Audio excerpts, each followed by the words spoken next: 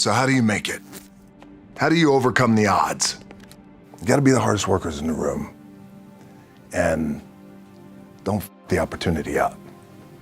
At some point, you gotta be tired of not being number one. You have to be, and you gotta play angry, and I play angry. Now, I'm cool and calm with my approach, and when I step out on my field, which is a set, or, you know, like, and you're always gonna have haters, and haters are like, well, God damn, man, how many movies you gonna make, or how much you gonna do? Like, you do a lot of I say, yes, it's my ambition. Of course, why not? I could do it, yeah. I love what I do. And not only that, but in what world do we not work every day? The prep is where the character's made. The key with me is just always finding what the anchor is. And an anchor is getting up at 4 o'clock in the morning every day before anybody else and grounding my thought process is in the no one will outwork me. No one. All starts with this. 2 hands, putting it to work. The gym for me and this physical activity for me is my anchor, and I always, I would recommend that for all of you guys in the room is for us to find that anchor, whether it's hiking or biking or yoga or meditation or whatever it is. Because for me, the gym or just some sort of physical activity, it anchors my day, and then it allows me to go on and work for the rest of the day. It's way more than just physicality. Yes. It's way more than just picking up a weight. It is my balance, it's my anchor, it's my spiritual anchor, mental, because what it allows me to do, and we all need this because this treadmill of life, there's no stop button, so it's so crazy. It just allows me to block out the noise and clear my head, think about what I need to do or accomplish, or think about the things I need to accomplish without the influx of information and people trying to tug at me and pull at me. Absolutely. The thing that has worked for me is to remember the hard times. So before anything big that would happen, I would always take a moment and I'd just remind myself, all right, I was evicted when I was 14.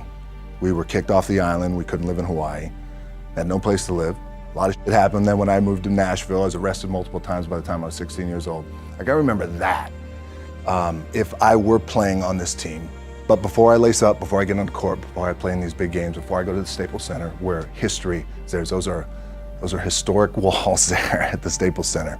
I would remember that, and it allows me then to be present in the moment and understand, holy shit, the stuff I have around me right now, this is shit that I dreamed of when I was a kid. I had a piss poor senior year, 0 production, no NFL, no combine invite, nothing. Finally went to the CFL, Calgary Stampeders, making $250 a week Canadian.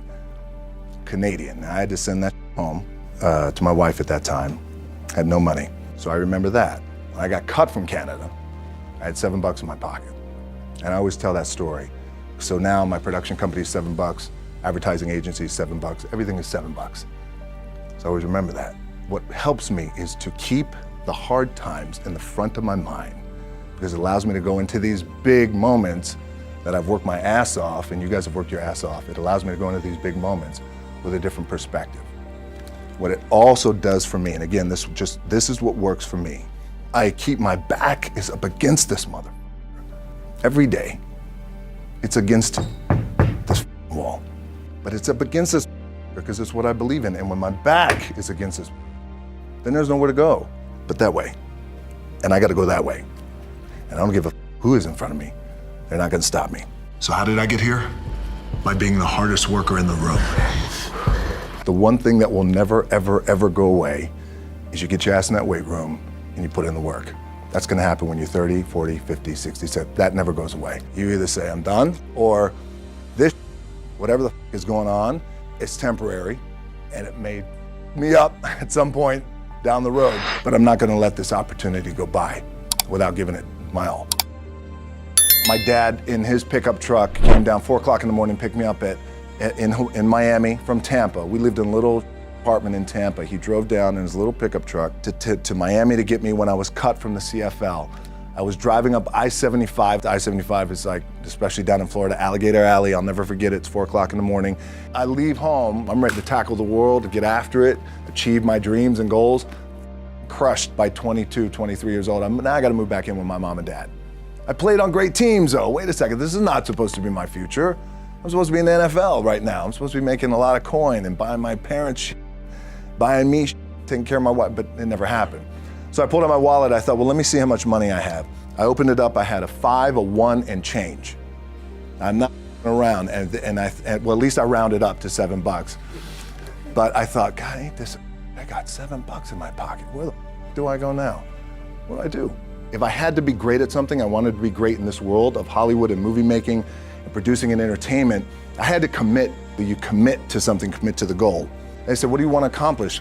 I said, I want to accomplish the world. I want the world, and I want Will Smith's career. And I said, and I mean this respectfully because I know he's here at this agency with us, I want to do it bigger and better. And I still had these, still put in the hard work with my 2 hands, and that's it. And that's what it comes down to with you guys too. There's nothing you can't accomplish. I had gone through my first bout of depression. I was 18 years old. After that, I think I was 23. Then after that was when I got a divorce. So it had been a learning experience through that. Therapy really helped me. Once I understood that, number one, I'm not alone when it comes to mental struggle, and that we all go through it.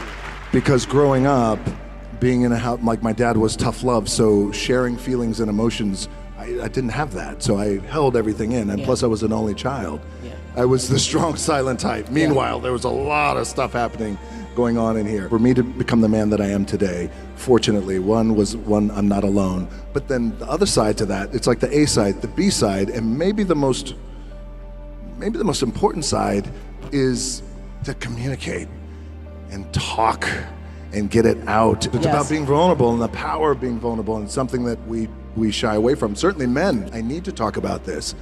I need to talk about this. I need to talk about my issues, my fears, my depression, and it be okay. And so not only am I okay with it, but at times I actually enjoy it, to be able to get it out, especially publicly, and talk publicly too about it and how important that is too. You know, so that's the tricky thing, I think, as we all go through this.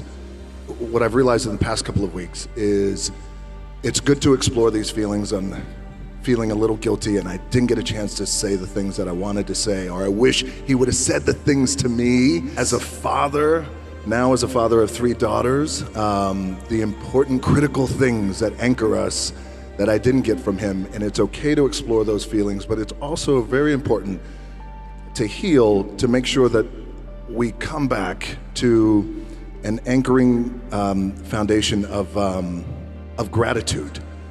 Gratitude for what I was able to have with him. But I would say my work ethic from my dad always said too, that regardless of what you do in life and where you go, respect is going to be given when it's earned, and you have to go out and earn it every single day.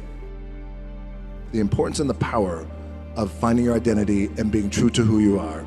Even in that wild world of pro wrestling, it still applies to everyone in the room, and how powerful that could be, because it was a true shift and click moment, and I never looked back, and I became, fortunately, the biggest draw that the business has ever seen. Really listen, become a really good listener, and it took me a long time to understand that and how important that was, because when you become a good listener and you're really listening to your partner in this relationship of love and spirit, as you talk about, then inherently you become more empathetic, and when you become more empathetic, then you just understand your wife and your partner on a deeper level, on a greater level. And then there's a greater level of appreciation too as well. And when I talk about these little things and really truly being in the moment and being present, and how important that is. And so even more present, because the other stuff I feel, the fame and the accolades and all that stuff is awesome, but that comes and goes. This kind of connection, this and what I have with my family and my daughters and people, that means everything. I still see every opportunity that I have as like a little crack in the wall, a little scratch, and it's almost as if every opportunity the scratch represents every opportunity. Therefore, the success on the other side of the scratch is the light. Scratching hard, clawing, digging, it's that mentality to really take advantage of every opportunity I have.